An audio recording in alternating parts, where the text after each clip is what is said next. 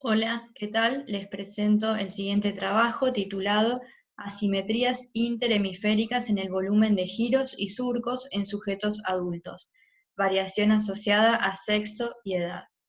Como parte de la introducción, los objetivos de este trabajo fueron identificar giros y surcos de la corteza cerebral con asimetría interhemisférica significativa en volumen, así como analizar magnitud y dirección de la asimetría.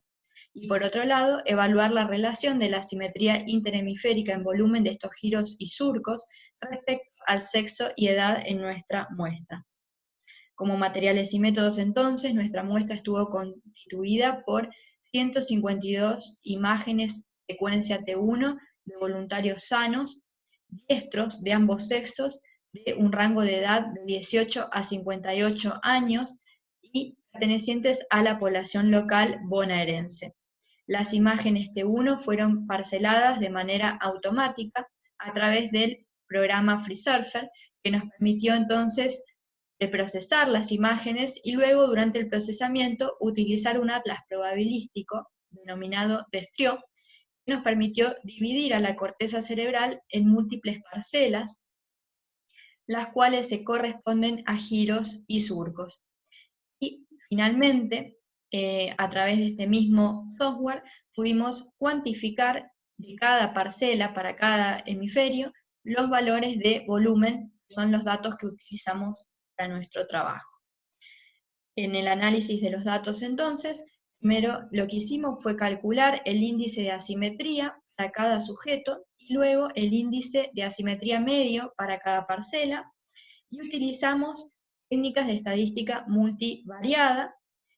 Por un lado utilizamos el análisis de componentes principales, que nos permitió resumir toda la variación total de la muestra, que recordemos es una muestra con una alta dimensión de datos.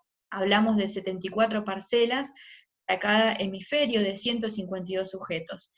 Entonces este análisis nos permitió obtener los ejes principales que resumen la variación total en nuestra muestra.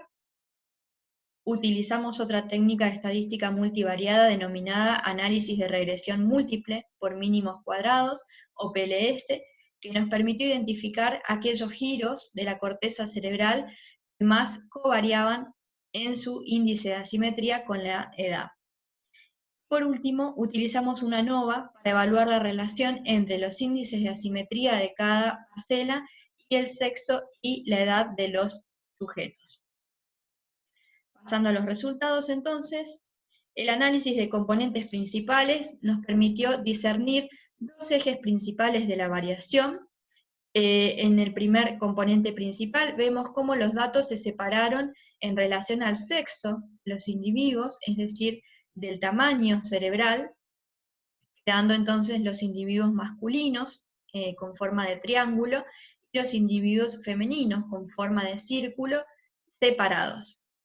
En un segundo componente principal nos quedan los datos agrupados de acuerdo al hemisferio. Tenemos el hemisferio izquierdo por un lado, color amarillo, y el hemisferio derecho por otro lado, en el color rojo. Entonces el componente principal o eje principal con el que nos quedamos es este segundo, que nos habla de asimetrías. Entonces lo que hicimos fue identificar aquellas parcelas, es decir, aquellos giros y surcos que tuvieron mayor peso en la conformación de ese segundo eje principal, y así obtuvimos el siguiente plot en donde la magnitud de la barra nos muestra la importancia relativa que tuvo cada parcela, cada giro, cada surco en la conformación del eje de asimetría. De esta manera nos queda en esta imagen hacia la derecha, en esta superficie 3D del cerebro, aquellos giros que tuvieron predominio de asimetría hacia la derecha, como giros de la corteza prefrontal, giro angular, polo occipital, cíngulo, y aquellas parcelas que tuvieron asimetría hacia la izquierda de manera significativa, como giro recto, giro temporal superior, giro angular, paracentral. De acuerdo a los resultados del PLS, los giros que tuvieron cambios significativos en su índice de asimetría respecto a la edad fueron el giro corto de la ínsula, giro temporal superior transverso, giro recto, plano polar y pars orbitales.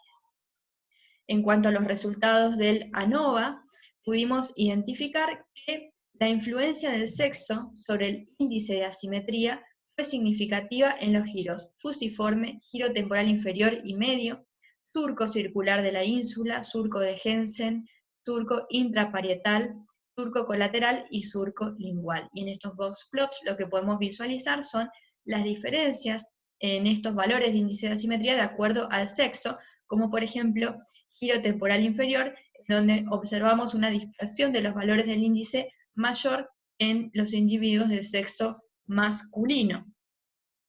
O lo contrario para lo que es los índices de asimetría del surco de Jensen. Entonces, como conclusiones de nuestro trabajo, las diferencias interhemisféricas constituyen un componente principal de variación morfométrica en nuestra muestra. Logramos identificar las regiones más determinantes de la asimetría interhemisférica en volumen. Pudimos identificar aquellos giros cuya dirección de la asimetría cambió de manera significativa con la edad, a pesar del acotado rango de edad, lo que nos habla de cambios en la asimetría ya tempranos. A futuro queremos extender este mismo análisis al espesor, buscar correlatos con la conectividad estructural y en regiones subcorticales, así como nos interesa también evaluar la incidencia de las variantes anatómicas y los problemas que pueda tener las parcelaciones automatizadas como las que utilizamos en este presente trabajo. Muchas gracias.